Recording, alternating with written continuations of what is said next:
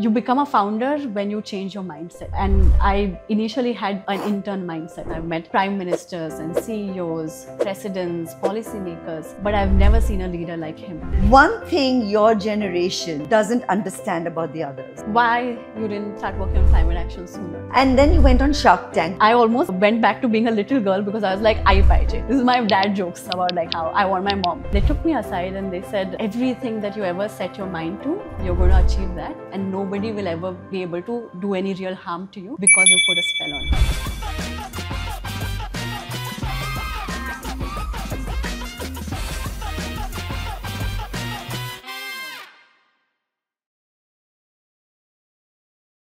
Welcome to Her Side of the Story, where we share inspiring stories of women, hoping that we can bridge the gap between today, yesterday, and tomorrow.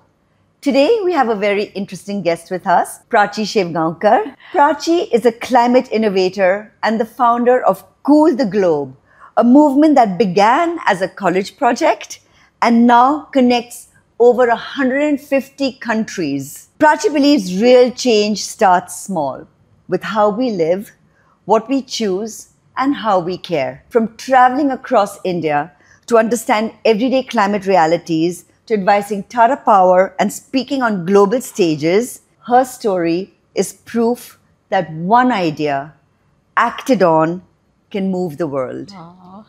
Welcome to Her Side of the Story, Prachi. How lovely. Thank you so much, Monica, for having me here. I'm so excited. I'm excited too because we've met like only a couple of times, I think. You attended the Ek Women launch here in Pune. But one doesn't forget you, even if it's a couple of times. And then we met at the conference in Abu Dhabi. Yeah. And you're saying one doesn't forget me, but I have to tell you that I was so inspired when I heard you speak because there's this energy around you and this joie de vivre, and definitely, you know, you inspire everybody just about this cause that you're so passionate about. Yeah. And I can't wait to dig deep and find out more about, you know, what got you into this and how it all started. It's funny you say that because I was just going to mention how your energy is just like gravitates you, and how I was excited to do this podcast because you're always just bursting with so much positivity. Thank you. Thank you. So let's just start there. You know, when is it that you realized that climate is an issue and you think that you'd like to make this something bigger in your life? Well, that's an interesting question because people often ask me about scaling Cool the Globe and the journey that came afterwards. But I would say the prequel to the story was a lot longer and a lot more difficult. It was not a moment, so to speak, but it was many years of exploration that led me to that. But I would say a big moment, it started when I was very, very young. I was in school. I was about 8 or 9 years old, I think. And our school teacher had given us a very interesting homework. She had asked us to write a letter to our future self. 10 years from now, where do I want to be and who do I want to be? And I wrote that letter and then I fully forgot about it. Now, many years passed and I turned 18 and everybody in my family is an engineer. So I'd taken admission for computer engineering in a college. And 2 months in, I kept getting this gut feeling that this is not for me, that I'm meant to do something else. But I had no idea what. And it was at this decisive point that something interesting happened. My school teacher actually sent that very letter back to me, written 10 years ago by my younger self. Oh my God, and hats off to that school teacher for remembering to do this. I know. Wow. So it was a letter written by my younger self to the Prachi she aspired to be. And reading it was a huge wake-up call for me because in it, the younger Prachi had written about changing the world and making an impact. And I had not thought that way in a very long time. So I got inspired by the words and the dreams of my younger self. I want to hold and ask you, at 8, you were thinking of changing the world and making an impact. So I wanted to go back to your 8-year-old self and like, what is it that happened when you were 8 that made you even think that way? And 10 years later, yes, you read that letter and decided you're mature enough to do it. But at 8, was it your family environment? Was it something you read? Was it some a person outside who influenced you? That's a great question. And I think it was a mix of many factors. Family environment, yes, but my parents also enrolled me into a very unconventional school. It's a school here in Pune called Akshar Nandan, and it's a Marathi medium school. So people are often shocked when they get to know that I learnt in Marathi till 10th standard, all subjects in Marathi. And I'd never even conversed with anybody in English till I went off to college. Wow. And the reason was that my school believed that you can learn a language at any time, but first children need to learn how to think, and that ability to think can develop best in your mother tongue. The second belief that my school had was that at an early age, you should not be exposed to a dog kind of a competition environment. That children should be able to be free and explore. Be kids, basically. So we did not have exams, we did not have uniforms, but there were a lot of interesting things that we would do. We'd have periods of Swavalamban, where we would teach ourselves for about 2 months, and there'd be no teachers. We would have Dukan Jatra, where it's kind of like a mini Shark Tank, where you'd create a business and then pitch it and get a dummy loan and then sell. So we did lots of interesting things like that. So you're a Shark Tank winner. So you got it started very early. And then we'd have lots of times when we'd visit organizations that were making an impact on community and visit individuals who were doing so also. And then there were smaller things. For example, I remember our teachers would talk about how, let's all decide not to burst firecrackers. So there was one Diwali I remember where I was not bursting firecrackers because of the pollution. And in my society, I was speaking with a friend I was at a friend's house, and they were all bursting firecrackers. And her mother asked me, oh, why aren't you doing it? I was like, no, because of the pollution it causes. I've decided not to. And then she started laughing. She's like, you're such a small, cute girl. What difference will your action alone make? Just do it. Just have fun. It's okay. And I was like, she's right. I'm giving up on so much fun. And does it even matter? And so the next day I went back to school and I recited this conversation to my teacher. And my teacher was like, but you're not alone. You have 40 other batchmates who are doing this with you. Imagine the difference you'll make together. Wow. And it was such a small incident that I didn't even remember. But many years later, something similar happened with Cool the Globe, where a small boy who was in 4th standard, he was from Solapur, he called me up and he said, I've been using your app and I've been taking climate actions, I've been recording them, but I keep wondering, what difference can I alone make? Does that even matter? And that's when suddenly this memory came to me in a flash, and I told him, but when a lot of people like us come together, our collective actions can make an extraordinary impact. And so because of that, we went on to develop what became one of the most important features of the app, which is a global meter, which is running on Cool the Globe at all times, calculating in real time what are the collective carbon emissions we're all saving with simple actions we're making at home. And today, we've almost saved 7.5 million kilograms of carbon emissions as we speak on the global meter. So I decided to drop out. And even that was not an easy decision. But what I did was, you talked about Shark Tank, and people often ask me if that was like the scariest pitch I've given. But the scariest pitch I've actually given is the one that came at that moment. To your parents? Yes. So I took it very seriously. I spent about a week. I stopped going to college without telling them. And I spent about a week working on a pitch. And I had a whole proposal. It was a thick proposal. I had written case studies and a pros and cons and an analysis, examples of other people who had done something similar. I made a pitch and I called my parents to a cafe and I pitched it to them. You called them to a cafe? Yes. I mean, Jesus. It was a very formal pitch. Yes. I had some PPT slides also. So I pitched it to them. I was very nervous. And as I started, I could see them getting stressed. But by the time I was done with the pitch, they were just as excited as I was to go on this journey. One day, I want to see this pitch of yours. Anyway, go on. Yes. And, that made me realize that, that was the first glimpse into that you don't really have to worry too much about what parents or what society is going to say. Because as I went across that gap year that I took, one would often wonder, people would be like, oh, she's wasting a year, she's just dropped out. But it's really how you say it.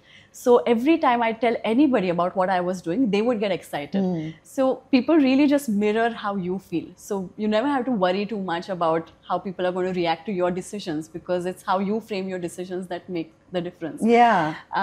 But yeah, so what we decided to do, then after that moment, my parents were on board, and then all the other plans we were making together. So Just one question. yeah. You wanted to make an impact. Yeah. How did you know that this impact was to do with climate? Why Yeah. did climate come into the picture? It must have been Absolutely. part of your PPT about climate. So Yeah. why climate? Yeah, so climate wasn't even a part of the picture at that time. Okay. So what we did next was I started looking at what are the biggest, most pressing problems in the world out there in our country that I can do something about. And of course, climate change was one of the first ones that popped up. And I did a Google search on this, what's the biggest problem in the world? Climate change came up. And I looked at it. I was very surprised because all global organizations, experts, everybody was talking about how climate change is the most pressing issue. But nobody around me was really talking about it. And so I read up more about climate change at that time, and extreme weather events, floods, droughts, wildfires, melting glaciers, rising sea levels. It was like a Pandora's box that opened up. I remember reading all of this, and I remember having a moment of honesty with myself, and I thought, yes, all of this sounds very worrying, but I don't know if I care enough about this. Yeah. Because there were so many other issues that I saw right in front of our eyes, from illiteracy to poverty. In your own education. country, right? Yes, around me. Yeah. And to be honest, at that time, I thought climate change was only about the environment. And this is the honest truth, which is that a lot of people, a lot of my peers who work on climate with me, they've grown up being very passionate about environment conservation, and I've never been one of those. So I like nature as much as the next person. And at that time, I thought, I don't want to work on the environment, I want to work with people, something that affects the lives of people. And so I decided to leave climate change aside, even if everybody was saying this is the biggest issue. And I thought, let me then think about what I do care about. And so I made a list of people who were working on issues that I really cared about more naturally. And a list of all of my role models who were bringing about the kind of transformation in communities that I wanted to be doing. I made this list, and then I just started reaching out to them. And Who were some of these role models? Yeah. So the first one was is a farmer based in Pune called Jnaneshwar Bodke. He started out he was working as an office boy somewhere. He had a 1 acre barren land at home that they weren't really doing anything with because farming wasn't looked at as a profitable profession. He decided to quit his job as an office boy and give farming a try instead. And everybody at home got very scared. He took a loan from a bank and did polyhouse farming for a year, which was climate resilient farming, which we didn't know at the time. But, later on, I was able to connect the dots. And 1 year later, the bank manager came to his house and his father got very scared. He thought that, they've come to confiscate the land because my son has taken a loan. Instead, the bank manager fed his father sweets, touched his feet and said, your son has started a revolution. He's the first ever farmer to repay a huge loan in just a year and gain profits from just a 1 acre land. And then people in the neighboring villages started to hear about this, and they would come to him and say, how can we do this also? So he created a 1 acre farming model that looked at agriculture as an enterprise and solved for the biggest issue that farmers are facing, which is unreliability of weather. And by the time I met him, there were 2.5 lakh farmers linked to him as part of Abhinav Farmers Club. And they were earning a revenue of 400 crores. And so I went up to his house and I told him, can I shadow you for 4 months? He said, okay, I'm going to Ratnagiri tomorrow, come with me. And so for the next 4 months, I traveled with him across Maharashtra. You were 18. Yeah. I mean, where did you find this resilience and courage? And your parents, hats off to them that they let an 18-year-old girl go off shadowing a strange person. I know. I Wow. know. Okay. Very. It's great to see that kind of passion. Yeah. But continue with your story. I shouldn't interrupt. No, please do. And yeah, so for 4 months, I traveled with him across Maharashtra. And I have to tell you, Monica, since then, I've met so many leaders. I've met prime ministers and CEOs, presidents, policymakers, but I've never seen a leader like him. And what I learned from him about leadership and inspiring people and keeping them together, I don't know if I would be who I am without that experience. Wow. So he was the first person who showed me that what we were doing is we were traveling across Maharashtra, and there was a lot of pessimism. Like I remember in my 1 month in or 2 month in, he asked me, we would visit these farmers and he would try and reassure them that it's possible to earn profits. You don't always have to. It's possible to be self-reliant, and there is a model that exists. And he would explain it to them, and he'd create these structures that they could replicate afterwards. So we were doing a lot of interactions with farmers who had lost hope. And so 2 months in, and this was the first time I was ever speaking in front of a large group of people, he asked me if I would like to address them also along with him at the end of the day. And what I told them was, what he would ask me to do is every day he'd ask me to start a list of all the foods I was tasting that day, or all the fruits, because every home we'd go to, they'd just shower us with so much food and so much love. It'd be mangoes, and it'd be bora, it'd be like fruits that I've never tasted before. And in my address, I just started reading out all the list of new things that I'd eaten that day. And I told them, all I've ever heard in the newspapers is poor farmers. But today I realize, I spend the whole day eating the most delicious food. I see the way you live in fresh air with your family. And I don't think I've ever seen anybody as wealthy as you. When they came together, they were doing group farming. Jnaneshwar Bodke taught me that when you do something that is successful alone, that's great. And then you become an achiever. But when you help other people around you replicate that success. I'm getting tears in my eyes. I'm so sorry, but this is just such an amazing story, to of common people making such a difference. Sorry, go on. So when you help people around you replicate that success, and that's scalable, that 1 acre of land that everybody has. Yeah. And that's when you become a change maker. Yeah. And what I learned there, now I use it, because now I look at Cool the Globe not just an app and an enterprise. It's a movement that brings people together. And that movement building I learned there. And so after him, I went to work with another social entrepreneur called Nalini Shekhar. So tell us about Nalini. Yeah. So Nalini Shekhar was a social entrepreneur who was helping, she has an organization called Hasrudala, and they help waste pickers become entrepreneurs. And so I went up to visit her, and I told her, I want to shadow you for a few months. She said, why do you want to do this? I said, I want to be inspired. I want to learn and expand my vision of what is possible. And she said, if you're looking for inspiration, then don't spend time with me, spend time with the community. And so for the next 4 months, I spent time with waste pickers in and across Bangalore. I remember the first day I went there, in fact, I remember that moment very vividly when I was standing on a landfill, and there was just piles and piles of waste around me. And it smelled just deathly. I could not suppress my cough. And I could see a rat passing. And I remember thinking, what am I doing with my life? There's like all of my batchmates, some have gone to study abroad. They are carrying on with engineering.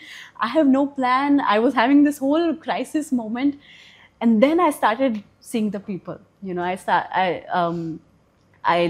First person I saw was a young boy who was, so for all the children of waste pickers, waste for them was like a treasure hunt. So every day they would find something new that they had looked at amongst the treasure. And this young boy had found a book, a magazine with glossy pages amongst the waste, and he was reading it intently. And I remember looking at him. And then I saw two other women who were hugging each other and joking, making fun as they were segregating waste. So then I looked at them, and then I realized that slowly I started talking to them. And then I realized, no, I think I'm at the right place. And then across the 4 months that I did this, they really helped me, like they really welcomed me and they were so gracious. It's like there's a story there. It's not just you think waste pickers, kachra picking people, but they were real people and these things impacted their lives. Yeah, absolutely. And you lived it with them for 4 months. Absolutely. And I remember at the end of the 4 months, so there were two women in the community who were like the pillars, and they were retired waste pickers, but everybody would go up to them for advice, for problems, because they were known for what they would call jadoo tona. So they could apparently put up spells and they could like help your problems go away, or sometimes like take away your enemies. And as I went up to them on my last day to say goodbye. And they took me aside and they said, everything that you ever set your mind to, you're going to achieve that. And nobody will ever be able to do any real harm to you because we put a spell on you. We put a spell of protection on you. Yeah, so it was... and do you really believe that? It's come true so Positive far. energy, manifestation, I don't know what it is. But I believe that they gave me all the love and support that they could. And it's love and support that does carry you forward. From Pune, you went to Bangalore for the waste pickers. Yeah. There's Swachh over here. It's not a similar thing? Or? So Nalini Shekhar her roots were in Swachh. So I had first read about her because of the work she did in Pune with Swachh. I went to Bangalore because I really just wanted to work with her. Okay. Yeah, and I think what they were doing different with Hasrudala was that they were, it was not a foundation. They were helping them become entrepreneurs. And that was something that I was also really interested in, social entrepreneurship. Can you expand, like how did waste pickers become entrepreneurs? Yeah. So that what they would do is, waste pickers, there would be three types. The most downtrodden would be rag pickers, who were basically informal workers. So they would just pick up trash that they would see on the street and see if it could be recycled. I met an old woman who would come with like a big bag full with plastic bottles, and I started talking to her. She told me about her nephew that she's so proud of because he's in the city and he's earning 15,000 rupees a month. And then she was interacting with me as she was waiting for her bottles to be weighed and for her wage to be given to her. And she got 75 rupees for the bottles that she had collected since morning. So they would start in the morning at 5 a.m. They'd collect bottles and she'd get her wage. And I interacted with her, and then I took a auto back to where I was staying, and the auto bill was 75 rupees. I was just going to say, you must have paid as much as her wage for the day. I know. So that is such a leveler. Oh my gosh. Yeah. So there's so many such moments across that. I mean, I could speak whole day about the experiences I had during that time. Then you cycled through this year of shadowing people and all that. Yeah. When did climate become personal for you then? Yeah. So at this time, I was working on basically issues other than climate change, right? Yeah. These were issues that I was gravitated towards. But till now, I'd only read about climate change. When I actually started going through that year, working on all of these different issues, that for the first time, I kept seeing climate change everywhere. Impacting everything. Absolutely. So I thought climate change was about these big words like global warming and coastal erosion. And I was like, why should I care about polar ice melting in some other part of the world? But during this year, I met so many people who were living through these catastrophic effects of climate change that I only read about. I was going across in and around slums in Pune, working in study centers. Study centers are for children who are not going to school, so that you bring school to them. Okay. And so I was interviewing children across Pune, just basically asking them, what does your dream look like? Who do you want to be when you grow up? The idea was that we were looking for parents who would adopt these children who could not afford education along with their own. And we wanted to bring these dreams to the parents so they feel like playing a role in making those dreams come true. And so what I do is, just talk to them about their dreams. And the insights that I got from children were so much more real than the ones that I'd get from adults. Yeah. So I'd tell you a few experiences from that period. So I remember meeting a 12-year-old boy who lived not very far from Pune, on the outskirts. And when I met him, I asked him a simple question, which is, if you get one wish, you can ask for anything in the world, what would you ask for? I'll never forget his answer, because he said, I would wish that my house doesn't get filled with water again. Wow. Now, I had read about how extreme weather events happen more frequently, more intensely, floods, because of climate change, and how about 20 million homes get destroyed in these floods every year. But this was the first time I realized that when I read that, that also means that there is a 12-year-old boy who has to worry about something as basic as a shelter above his head. This I care about. There was another young girl I met, and I asked her, which standard are you in? She said, I don't go to school anymore. Why is that? It was because her house got water only for 1 hour in the afternoon. And this was around the time our city was seeing a drought. Khadakwasla Dam had dried up. So nobody else in her family could afford to stay at home, so she had to do it. That's when I realized that when I read in the newspaper about how droughts happen more frequently because of climate change, that also means that a young girl like her, a bright young girl, has to skip school and stay at home to fill buckets with water. This I care about. An old farmer that I met when I was working with Naneshwar Bodke taught me more about climate change than any other global expert could. He said, small farmers like me just can't afford to do it anymore because the weather has become so unreliable. Un pausaचं गणितच बिघडलंय, he said in Marathi. And when I can't afford to grow food, there are 1,000 people behind me who can't afford to buy food. So more and more people go hungry because of climate change. This I care about. I want to tell you about just one more woman I met. You're going to make me cry. Okay, go. So this woman was one of the most inspiring women I've ever met. She was around my age at the time. She was also 18, but she was a waste picker. But she was already married and she had a young daughter. She was not from here. She was a refugee from Bangladesh, actually. And she had taken up rat picking because that was literally the only job they could get. Now, the day I met her, I walked with her 2 kilometers to the nearest school where she went in and asked if her daughter could be enrolled. But they said no. She was 18 and had a daughter? Yeah, she's already married. She had a young daughter. Okay. All of them, they were my age. They were married and had daughters and sons. So she asked if her daughter could be enrolled. They said no, because they didn't have the paperwork. She didn't have the birth certificate. She wasn't from here. They didn't speak the language there. So they said, no, we can't do it without any paperwork. But this young woman, she didn't give up. For the next 2 months, every single morning, she would walk to the school. She'd sit at the doorstep and she would demand that her daughter gets a place in the classroom.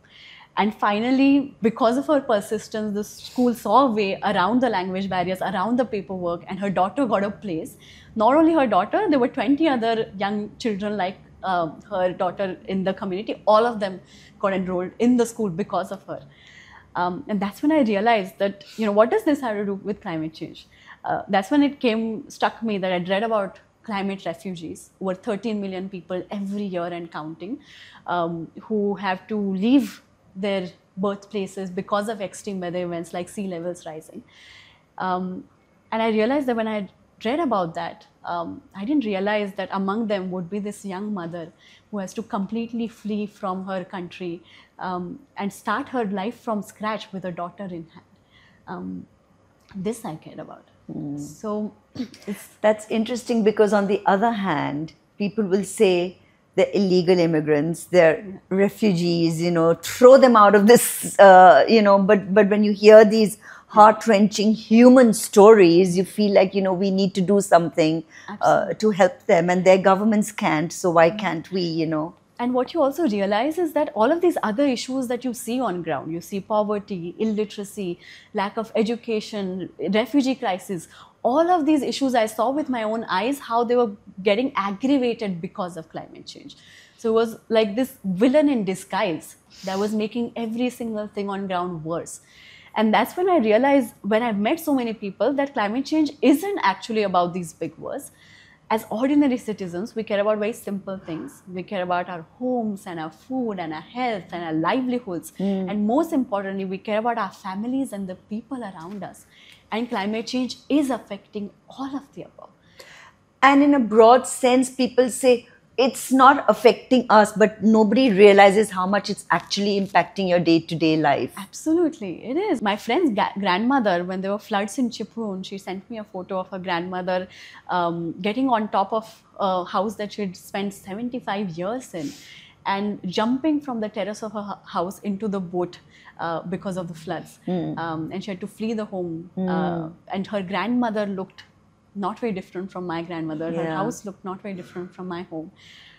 People talk about how Mumbai might go underwater because of climate change. Absolutely. Oh gosh. Parts of Bombay. Oh gosh. Very possible that they might go underwater. So it is affecting us also. When was the aha moment for you where you said, let climate be the social impact I want to create? And what made you decide to do that, and what did you think you would achieve from doing that?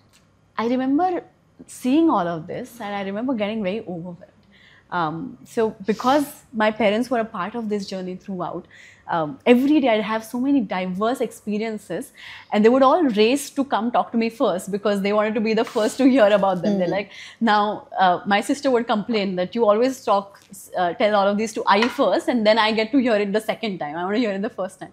So we would have lots of conversations on the dinner table about the experiences I was having. And I remember asking my father that, you know, these are the links that I'm seeing. I'm seeing how climate change is affecting the lives of people. But it's such a huge issue. What can an ordinary girl like me do about a big problem like this? And we decided to start from our own home. We took up a challenge to try and see if we could reduce our own carbon footprint by 10% that year. Now that seemed like a very doable challenge. We weren't like completely changing our life. We were reducing by 10%. But how? You know, I started looking at which activities of mine are leading to most greenhouse gas emissions. How can I reduce them? At that time, that year was over, and I had taken admission in a college. And my college was about 15 kilometers away. So I started going by public transport, not every day, but 3 days a month. Or I'd try going on a cycle, or we started recycling at home. We made these small shifts. Then I realized that if I had to continue doing this, I need to be able to measure the impact that I'm making, because I can only change consistently what I'm measuring.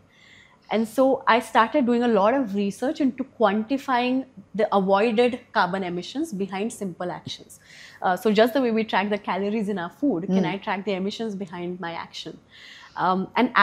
Once I started doing that, then a very interesting thing happened, which is that I began to enjoy it. It almost became like a fun game that we were playing at home.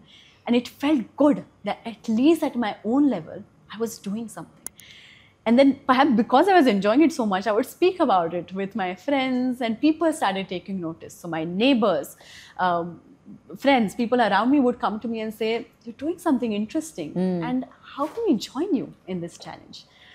That's when I started looking at whether there are any platforms that bring ordinary citizens like us together for climate action. And I couldn't find any at that time. And so I thought, if nobody else is doing it, then let me do it myself. And that's where the idea for Cool the Globe came about. So our college used to have development sector internships at that time. And I went up to my director and I asked him, instead of interning somewhere else, can I start something of my own? And he was the first person to say this. I still have his email. He said, it's a great idea, but no, because that's not how... What was your college? Not engineering now. No, so it was a college called Symbiosis, Mass Communication. And what were you studying? Mass Communication. Okay. So, I mean, I realized by then that I wanted to have a social enterprise of my own. And I realized that I need to learn, how to like articulate my thoughts. I couldn't even speak in English at that that time. And if I want to make anything big, I need to learn how to get people together. So they said no. Yeah, he's like, it's a great idea, but no. Because, that's not how internships work. He's like, you have to work with somebody. And, you won't get a certificate. If you want to sit for placements later, you would have less experience than others because you're doing something of your own. But I really badgered him for the next 2 weeks. I'd go outside his cabin. I sent him so many emails. And finally, he was like, okay, I think this girl looks serious. So he was like, okay, do it if you want, but then you need a supervisor. So then I got my father as a supervisor, and then both of us started this app together. That's how Cool the Globe started. Was it always called Cool the Globe? No. Before, it didn't even have a name. And it wasn't even like, even that this can become an app, how can it look? That clarity came at the end of the 2 months. But when I started, even that wasn't there. Cool the Globe happened when I think we were on a train journey and we were trying to figure out different names. And I had a few things that I wanted in the name. I wanted it to be very simple. I wanted it to be a mission and a name in one. So it should sound like a mission, and I wanted it to have an action point. It's a name, but it's also a call to action. That's how Cool the Globe came about. I want to ask you, and it will sound like a really naive question. I'm 60. Yeah. And another 30 years, I probably won't be alive. It's not going to affect me. People like me are thinking that, okay? It's not my problem, climate change, but it is. Because it's a problem for me leaving behind for the next generation. So if I change what I'm doing now, I'm helping my own grandchildren at the back. But more and more people are just saying, it's a problem for your generation, people in their 20s and younger, and they are taking it more seriously. Do you see this? Do you see that older people are ignoring it and the younger people think it's their responsibility to care for the climate? And how are you then trying to teach the older people or, the middle-aged people that, guys, do this change, because if not, it may not affect you, but it is definitely going to affect the other people. That's number one, okay? I'm coming to the number two is the climate deniers who are saying that this constantly happens. There's the ice age and this age and that age, this is going to happen and there will be flooding and all that, and then the earth will correct itself and everything will be fine. So how do you address that? Those are good questions, and climate denier is people that I face very often. And many times they're actually well-meaning. So every now and then I'd get a call from a well-meaning person who'd be like, you're such a bright young girl, why are you wasting your career in this? Why are you doing this? What I like to say is that these are not our audience. I would not want to I never even debate back when I meet somebody like that, because this is not the person who I think I would rather focus on is linked to your second question, not even about younger person or older people. What we're looking for is action takers. Who we're looking for is early adopters, and those kind of people are there across generations. And it is said, I don't know if you've heard of the theory of 3%, which is that any kind of huge transformation requires 3% of the population to take real action. That's it? Yes. 3% of the population starts and takes real action, and that creates a ripple effect for larger systemic changes. So that is all that's needed for 3% of the ordinary citizens to come forward and say that, yes, I care about this. And that's when organizations will take it seriously. That's when governments will take it seriously. So there are some global targets to avoid the worst effects of climate change. We have to reach net zero greenhouse gas. So right now, in the world, all of us together emit 51 billion tons of greenhouse gas emissions every year. And by 2050, we want to reach net zero. That's how many tons? Like zero tons. Zero. From 51 billion, you want to reach zero. And is that possible? Yes. So why is zero important? It's like, imagine you're filling a bathtub with water, and the bathtub is now filled already. But instead of closing the tap, you reduce the flow of the tap. The bathtub is still going to overflow. So if you want to stop these tipping points, we have to shut it. We have to reach net zero.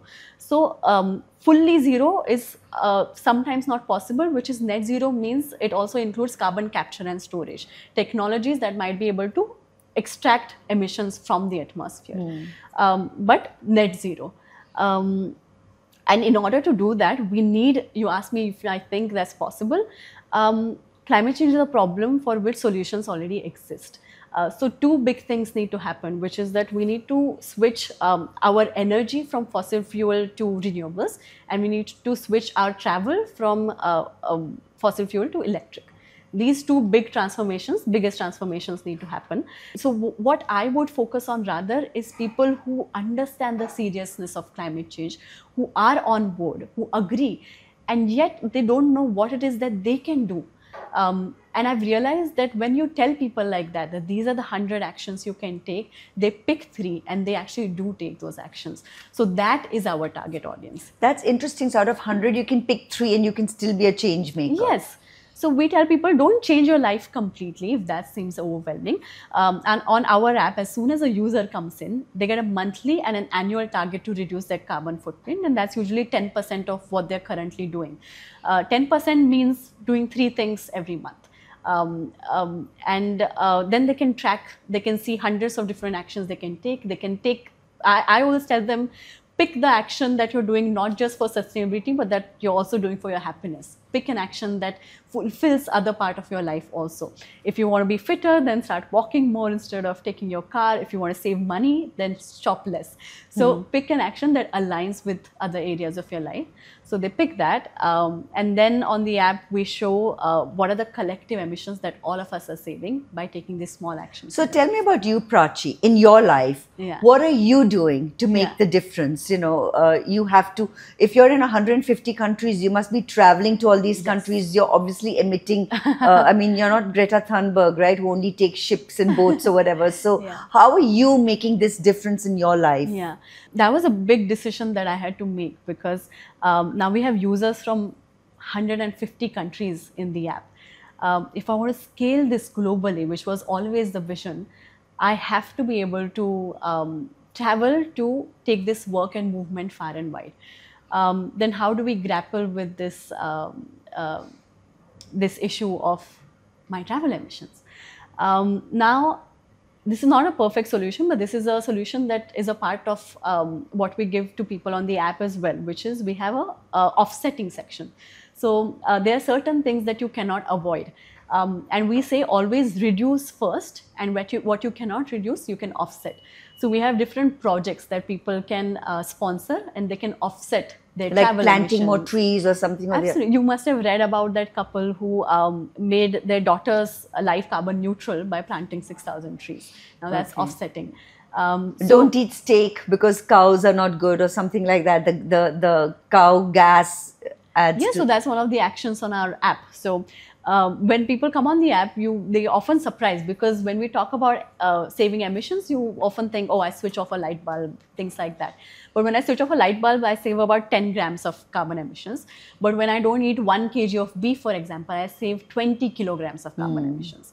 So you'd see a lot of these actions. If I don't buy 1 kg of clothes, I save 10 kilograms of carbon emissions. So where do you buy your clothes? Do you buy them locally? I often steal clothes from my sister's closet. And when she's coming at me to yell at me about this, I'm like, wait, but I saved like 15 kg of carbon emissions by doing this. So when I say that do an action that brings you happiness, troubling my sister brings me happiness, and I'm also saving emissions while I do that. Well, has there ever been a point during this journey of yours where you as Prachi felt like, I'm just battling, you know, something that I can't do? It's like banging my head against a wall and I should just give it up, or, you know, and if not, what is it that keeps you going? Yeah. I worked for 3 years throughout my college years to build Cool the Globe. And at that time, I was so young, I had no idea of this ecosystem of support.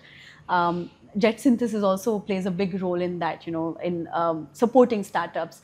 So you find investors, you find mentors, you find a team, accelerators. I did not know that all of this exists. So everything that was needed to build Cool the Globe, we just learned it ourselves. So me and my father, we both learned coding. I'd learned UX UI design, started to delve deeper into emission factors, spend about 1,500 hours of research into climate change and emission factors. So it was a lot of, like, my father would often talk about, you know, you had to work with missionary zeal to bring something like this alive. And so we worked with missionary zeal. to bring Cool the Globe to life. And we launched it by the time I graduated. And then I had another decision point, which is that do I sit for placements or do I see if something can happen with this? And at that time, I remember I had built the app, and we had about like barely 100 users at that time. And even those hundreds were so hard to get. The first 100 were a lot more difficult than the first 100,000, I'll tell you that. So I feel like they were all pity users, who all my friends who had seen how hard I'd worked, and they're like, okay, let me just download it for her. And at that time I thought, I don't know if anything will become of this. Maybe it's the college project. But I still had this feeling that I want to see, I want to see if something can happen. But I also knew sometimes that you don't know something.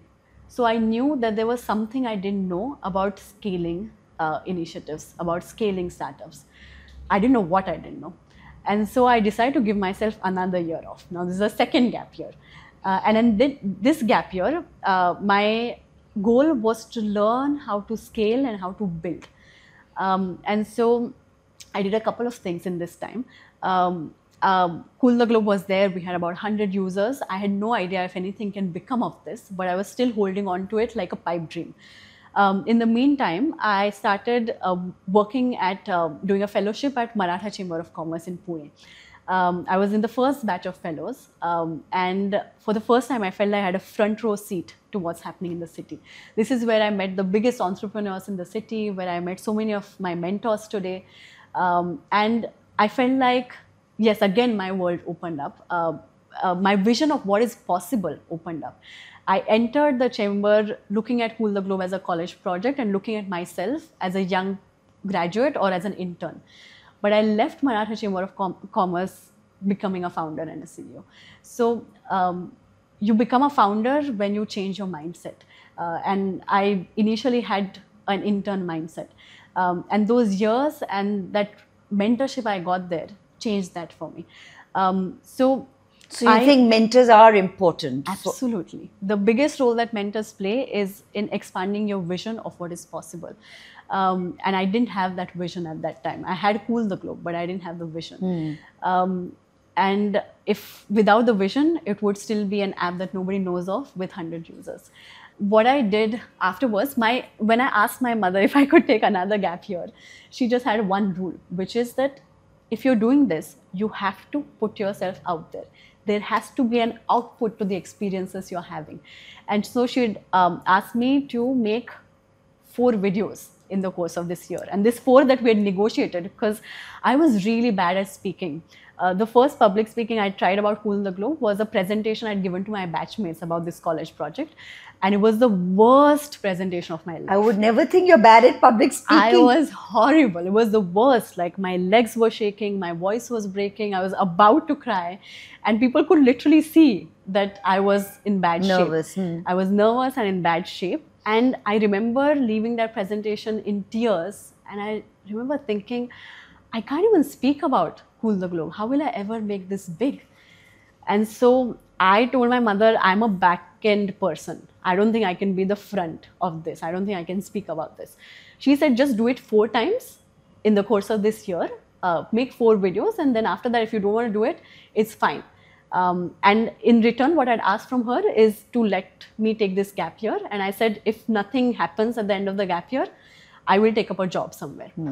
I went on something called Jagruti Yatra, which is an 18-day train journey that takes place across India with 500 young people who have a dream for nation building. And in the course of that journey, we meet social entrepreneurs and we meet builders. And on the last day of the journey, we had a talk with Sonam Wangchuk. And Sonam Wangchuk talked about how there's a need for an app and a platform that would bring ordinary citizens together for climate action. And I said, we already have this. And so I didn't have the confidence to reach out to him personally. So what I did was I made a video instead to him and to all of my co-yatris. This is the first or the 4th video you were making? Yes, this was the 4th video I was making. So this was it's so crazy. I made this video telling my co-yatris, telling them about this pipe dream that I've been holding so close to my heart. And I just said at the end of it, now it belongs to all of us. Let's make it big together. And what happened next was something I could have never imagined. This was the 4th video I had made. And this was exactly, not even a little, it was exactly at the end of the 1 year I had asked from my mother. It was 31st December when I launched this video. And for the next 2 weeks, my phone did not stop ringing. Wow. Because my co-yatris had sent their video to their friends had sent it to their friends. And before I knew it, hundreds of people across the country, founders, students, entrepreneurs, media organizations, people across the country were reaching out to me. And they were just telling me, we believe in your pipe dream. What you've created is bigger than what you think it is. And we are there with you. We're there with you for whatever help you need. And that was exactly at the end of that 1 year. It was almost, it felt like magic at that time. Like there's somebody there looking out, and this whole positive manifestation, the Jadoo Tona. Absolutely. So yes, it felt like magic that exactly at the end of the year, this happened with thousands of people telling me, don't give up, make something of this. And that was the time that I truly committed that this is going to be my career. What year was this? This was 2020, end of 2021. You were nominated for Forbes 30 under 30, yeah. Right? Tell me, what do you think about getting validation for your work? Is it a must-have? Is it good to have? Or does it not even matter to you? I think when I look at it as every time we get a big milestone, we hit a big milestone. For example, when we got awarded by the finance minister as a young changemaker of the year, I always post it on our app and I tell people this belongs to all of us. So every time you get a milestone like this, I won't say it's unnecessary. People would often talk about this doesn't matter to me. It's good because every milestone is an opportunity to reach out to more people. Every milestone gives you more credibility. Every milestone brings 1,000 other citizens who believe in your work. And every milestone is a shared milestone. Now we have over 100,000 citizens around the world who show great courage in making changes in their own lives. These milestones belong to them. And so yes, they do mean a lot. And then you went on Shark Tank. What year did you go on to Shark Tank? Last year. So tell us about that. How did Prachi feel about going on to Shark Tank? What did you expect? Did you think you'd win, or what kind of feelings did you have? And then when they actually gave it to you, how did you feel about the whole thing? Yeah.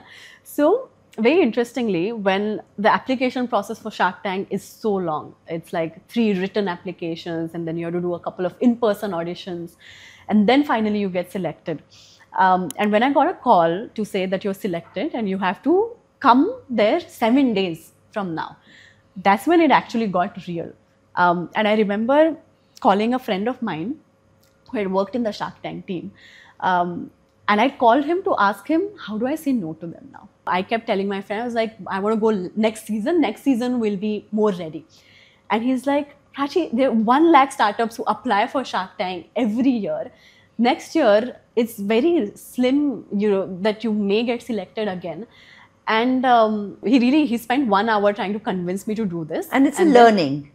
Yeah. I mean, it's a learning, but if it had not gone well, it's an expensive learning because it's like people across the country see that, right?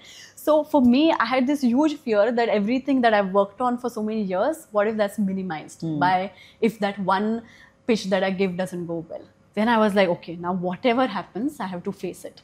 And then we decided to go all in. When for 7 days we prepared like crazy. The Shark Tank team is also extremely professional and competent, and then they take you through everything. 10 minutes before the pitch, they take us to the room where the pitch is going to happen. And you see like the empty chairs of the 5 sharks, and the room is empty, and you have to do a practice pitch. And I went there to do a practice pitch, and I literally did not remember a single sentence. Went fully blank for the first time in my life. And then for some reason, my mother, who was also on the set, but they had asked us to stay in one room. She's not supposed to come out of the room. She got this gut feeling that something is wrong. And she sneaked out of that room and came downstairs.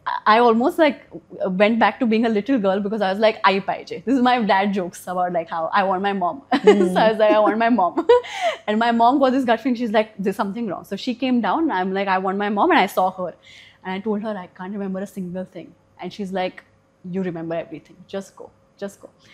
And she said that. I went, and then the music started airing. Right away, I was in the den. And then it's like that 1.5 hours just, it's like, I felt like somebody else had done it. You know, your eye. Yes. It was just seeing your mother. Yeah, I mean, sometimes I look at the episode and I got jealous. I get jealous of that girl. I'm like, she's so articulate. How did she do this? Because of your passion in the cause, I think it just took over. Yeah, but sometimes when you're doing these high level things, you feel like it's not even you anymore, you know. High stressful things, it's like somebody else enters you, does that and leaves, and then you're like, how can I get that back? So how did you feel when they said yes? Yeah, so I know, I honestly I wasn't expecting that at all, because all of the other startups like Cool the Globe was in a way, you know, you do it because for the returns, but you also do it because it's an impact initiative, and impact investing is a different ball game that I did not think may happen in Shark Tank, and yet it did. So once they said yes, of course it felt good. What felt even more amazing was after the episode aired, that's when you realize that people across the country are rooting for you, and then people start reaching out to you, and it's a whole whirlwind, and that support that you feel, I think that feels lovely. So your career is about making social impact change, right? A lot of people, when they study and get into working, are looking at how can I make money, how can I get a house and this and that and all that sort of stuff. The idea is that social impact, you don't earn enough for your life, right. Whereas, you know, that's why people give that up. How do you balance the two? Like, do you think one is better than the other, and have you kind of decided, okay, I don't care about earning money and doing it? Like, how do you live? Yeah, then that's a good question, because I meet so many young people. I've spent the last 8 years now interacting with thousands of young people, trying to mobilize them for climate action. And there are so many young people who feel so passionate about this.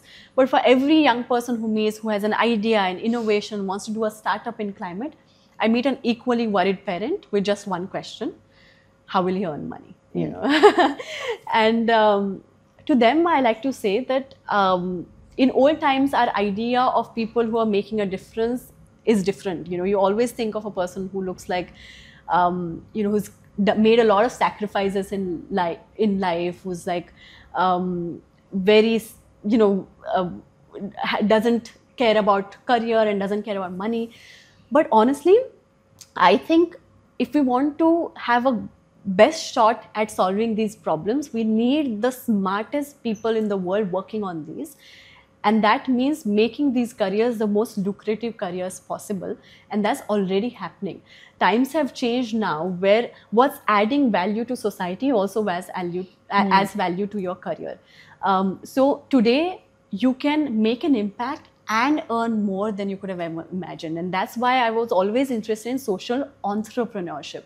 And so every time I meet somebody like this who's worried about how they're going to earn, this is what I like to tell people, that you're not making a choice between a lucrative career and a career in climate. Those two actually overlap. When you decide to do something that's slightly unconventional and adds value to society, actually your career thrives even more. Where my career is at right now, I could have never imagined being here if I had taken a conventional path. I earn a lot more money now than I could have imagined. And what kinds of money, how do you earn the money in a social impact cause? Like, is it because people are supporting your venture and you get salaries from them, or like, how does that work? So even that happened so organically, right?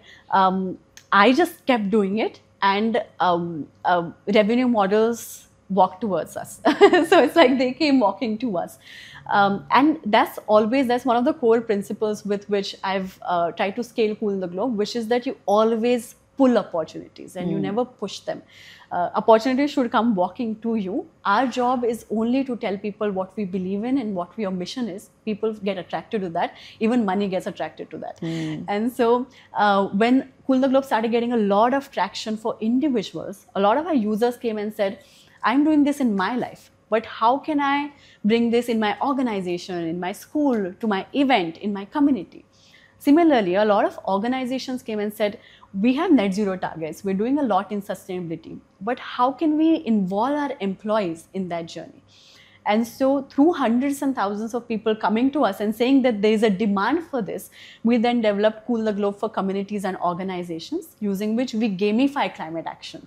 So we have challenges and leaderboards and rewards, and we make it a fun experience at events for organizations. And you earn revenue through all that. And we earn revenue through that. Okay. Yeah. And you represent Gen Z, you know. So a lot of people tell me Gen Z people don't really care about making money. They really want to care only about social impact. Is that true or not true? Like, I mean... Yeah.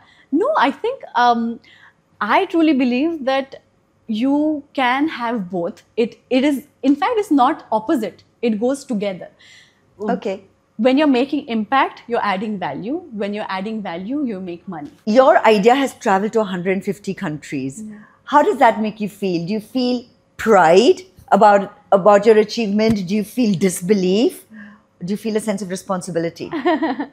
So I've always wanted just one thing for myself, which is that may I do things that I didn't think was possible, that I didn't even imagine. So people often ask, like, what do you want to do 5 years from now, 10 years from now? I say, I want to do things that I can't even think of right now. And I feel like what we have achieved so far is something that 18-year-old Prachi wouldn't have imagined. What 18-year-old Prachi did, 8-year-old Prachi would have been proud of. But even if you reach at a place that seems unreal, because it happens gradually, you don't feel it so. And your dreams actually travel faster than reality. And so even if now you say that, you know, we've reached 150 countries and so many milestones behind us, but it happened gradually. So in reality, what stays with you is a feeling of restlessness to do more and to do it faster. So no pride, disbelief, responsibility. You've got a fourth thing. More restlessness to do more. So 8-year-old Prachi had a dream to make social impact. 18-year-old Prachi started working towards that dream. Now you're 27, so you're hitting that 10-year milestone at 28. So what is 28-year-old Prachi going to do? Will you now finally say, I'll go back to college now because you dropped out? Or is there any other plan? I won't go back to college. You won't go back. Why? You don't think it's necessary to? I think it can be good, but there's my best learning has happened outside of college by doing. Maybe if I have to, it'll be to teach. So I go back to my college now, my alma mater, SCMC, to teach now sometimes. So that is the only form I think I'll ever go back to college in. But maybe you should never say never. What 28-year-old Prachi? You're right. I didn't realize it was like a decade mark. And I hope it's the start of a new era. I think I was just telling my mother, and this is not the sort of thing you talk in a podcast, but I was telling her that we are at a place now that I would have been so happy to be in like a year, 2 years now. There would have been such a feeling of contentness and feeling proud and feeling happy. But what I feel now is restlessness, and this feeling that I had, the same feeling I had at 18 and the same feeling I had when I decided to take another gap year after college, which is that there is a next scale waiting for me. There's something that I don't know about that scale, but there is a next scale that I need to reach at. That's so interesting, because my next question was, what helps you stay hopeful when the scale of the problem feels too big? So you know that there is something bigger that you need to achieve, but you're still waiting to realize that. Yeah. No, I think because it's happened so many times before, I know to identify that phase when it comes, which is that, you know, something bigger awaits. You don't know what that is and how to get there, but you just have to keep at it. Wow. So tell me a little bit about your generation. Do you think that they believe that something is, do you think your generation needs to believe that something is cool for them to start acting upon it? Like, is it cool now to to do climate change, or do they actually feel that from within, from the people you've met? And would more of them feel that climate action is necessary if it's branded as, a cool thing to do? Honestly, I don't mind that. That's why Cool the Globe starts with cool. So things become trendy and cool when enough people believe from within also that is important. And then those are our 3% early adopters. Right, those people who actually believe. And then there are those who follow. And the followers sometimes do it because it's cool, but what's wrong with that, as long as they're doing it? Yeah, there's a bit of a difference in, like, people do it because they care, or people do it because they know they should. Yeah. But both of them are necessary for you. Absolutely. Both of them are necessary, and I would not want to discourage action. What I think is most important is action. Why that happens is secondary. Action should happen, and that's why I keep telling people that it doesn't have to be that you do it for the right reasons. People should work in climate because it's lucrative. People should work in climate because it's a great opportunity. You should take climate action because it makes you happy and makes every area of your life fulfilling, not just because it's good for the environment and good for sustainability. So there's a lot, you can even be greedy and work for action, climate yes, action. Absolutely. Because it's basically, for climate action, you have to completely change the world in the next 30 years, right? You are reinventing the way the world works. And when that phase comes, that means it's like opportunities pop up. And if you are not an environmentalist, then be an opportunist. I like that. I like that very much. Tell me something. In your course of work, has there been any unexpected group of people who have suddenly taken to your work that you hadn't expected them to join your cause? I think the diversity has always been the most unexpected to me. Every single day I get so many messages, so many calls from ordinary citizens who are just from such different walks of life. Like a 9-year-old girl emailed me and said, what change can I make in my life to fight climate change? And she started going to a school on a cycle and recorded saving 60 kilograms of carbon emissions by doing this. Her weight was 20 kg, so 3 times her weight. And in that same day, an 80-year-old woman called me and she said, I'm so old. It's not like I can walk or take public transport. Like I can't do any of that. But I still want to be a part of your movement. So what can I do? So I asked her a little bit more about her life, and we realized that her granddaughter was soon to get married. And so for the wedding, instead of buying new saris, she decided to reuse her own saris from her wedding.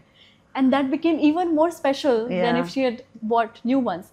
Recorded saving 15 kilograms of carbon emissions by doing that. I love this quantification, that you can actually quantify it is amazing, because that makes sense to people. Absolutely. In fact, I wanted to ask you, you've told this 9-year-old girl and 80-year-old woman, if there's one thing you could tell people that's important to make a change, just one easy change, what would it be? Yeah.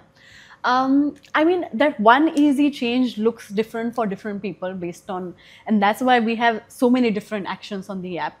But what I always tell people is 4-step process, which is that you look at what's your priority in life is right now. And then you choose a climate action that aligns with that. To choose, you would have, on Cool the Globe, we have hundreds of actions. What do I eat? How do I travel? What are the things I used and where? Heating and cooling, and usage of appliances and energy. So these are some of the broad areas. In those areas, choose an action that seems easy and seems like it'll bring you happiness. Then make it fun. Decide how you're going to enjoy that. Make it fun is if you're traveling by public transport, then you watch nice podcasts. If you're doing chores at home, do them with family. So try and make it fun. And then once you've done that, the third and the most important step is you quantify that, because you only do it consistently if you see what is the difference that your small actions are making. The change you're making. And then the fourth and the most important thing you do after that is you've taken an action, you've made it fun, you've measured the impact you've made. Now you show off. You tell 10 other people about the action you've taken, show off shamelessly and fully. And you'd see how your action inspired 10 others and created a ripple effect for change. That's amazing. I love these 4 points. I want to switch tracks a little bit, and I want to talk to you about, forget Prachi, the founder of Cool the Globe. Yeah. Who is Prachi apart from being this climate warrior, this climate entrepreneur? Well, that's an interesting question. And I think the reason why it appeals to people is because apart from being a climate entrepreneur, who I am the most is just a very happy and fulfilled person. And so people keep coming to me and telling me, you talk about something so serious and something so stressful, and then you have a smile on your face.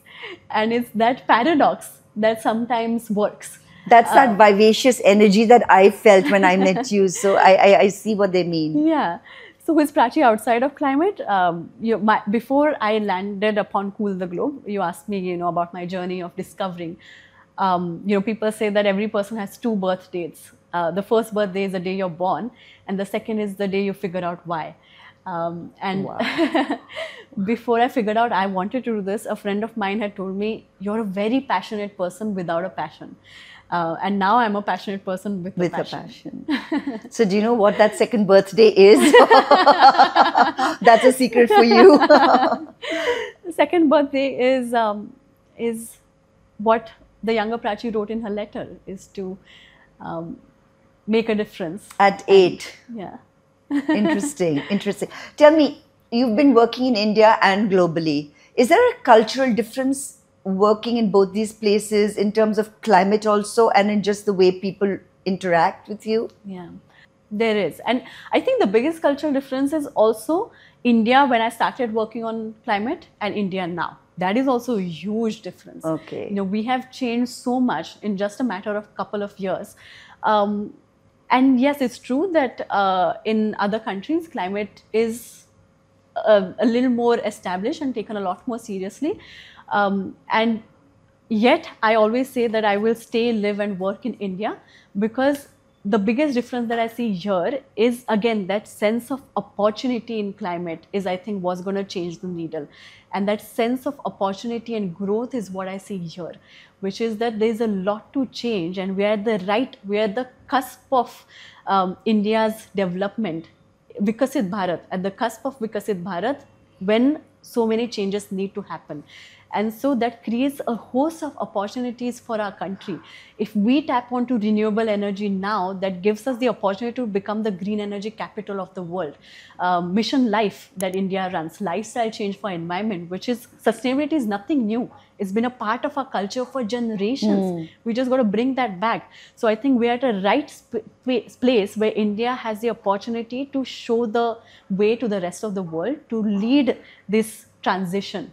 And that's why I feel so passionate about working in and with India on climate. That's a huge load on your shoulder also, to carry this kind of a passion. So what do you do when it becomes too much and you just want to bring stillness and kind of switch off? Yeah. Or do you ever switch off? No, I do. And I think I see this in common with a lot of people who are building things, which is all of them also work on themselves. So I think somebody had asked me, what are your top 5 favorite things in the world? And my top 1 favorite thing was reflection and working on myself. So I feel very passionate about that. I love working out. I love looking at, what is the next key skill I need to become the person that I want to be. I love learning new things. Every week I do a weekly review where I take stock of the week, and where I look at whether there are any crazy creative ideas that I'm getting. And I love doing all of those things. So yes, working on climate change, working on Cool the Globe is one thing, but what I love the most is working on myself. That's so interesting, because here's one of my final questions is, when is enough for Prachi as a person, not a change maker? Or is there going to be enough? I don't think I'll ever have enough. That restless energy in you is going to be unbounded. I think it's a mix of both, which is why I think I can function. That there's waves of restlessness and happiness. And I think that keeps me sane. It's not just restlessness, it's also happiness. But I wouldn't want that to die. I wouldn't want there to ever be enough. Maybe the pace of growth can shift, sometimes slowdowns, and that does happen. Sometimes you're growing at a pace you are so overwhelmed and you cannot keep pace, and sometimes you have slower days. The pace will change, but I hope to keep moving forward. This pace of life that you're in, does it allow any space in it for like a future partner, or like some other kind of more conventional kind of life? Do you have dreams of that also? Yeah, so just the other day, my father made a joke because I've always talked about wanting a net zero wedding. And I've often like talked about ideas for that. We'll do a fully net zero wedding, and how we'll do it. And so my father was saying that the material in the wedding will be sustainable and husband is immaterial. Because we don't know who that is. So here we have Prachi. She's eligible young woman, we can open it up for everybody. I'd like to do a rapid fire with you. So we're going to do it a little bit different. I'll give you a prompt. You say something, then I'll say something. Okay. Okay. Perfect. So therapy. Oh, this felt like it. Well, it came to me late in life. Work-life balance. When work feels like life, then it's balance. I have no work-life balance. Forever switched on. Money. Abundant. As much as you want, you'll get it. I can never have enough of it. Marriage. Hopefully soon. Immaterial. Living with parents. No laundry. I don't think I can do it forever. No. Biggest fight at home? Oh, wow. That's interesting. Over marriage. Wow. Okay. I can't even think what the biggest fight at home is, but maybe it's that I am too emotional. And so people keep telling me to stop being that kind of person. Your definition of success? When you share it. Interesting. Okay. I think for me, definition of success is when I finally feel happy with myself. So do you? Do I feel happy with myself? That's a very interesting question. There are moments when I have self-doubt, but there are moments when I'm very happy. So yeah, I guess I'm still not feeling successful enough. Your dream job? What I do now. Same here. I love that. How do you handle stress? Go to sleep. Okay. I drink wine. One thing your generation doesn't understand about the others. Why you didn't start working on climate action sooner?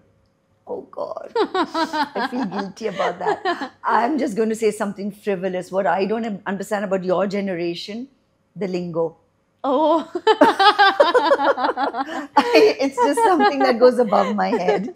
Prachi, this was a fantastic conversation. I don't even know how we're going to manage to edit it down to a more podcastable way, but I have one final question for you. When you think about the road ahead for yourself, for the world, what makes you believe it's still worth trying?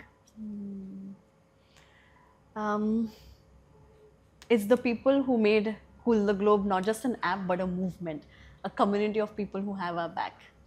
Beautiful answer. Thank you very much, Prachi. Thank you This so was much. a great This was conversation. amazing. Yeah, I loved it.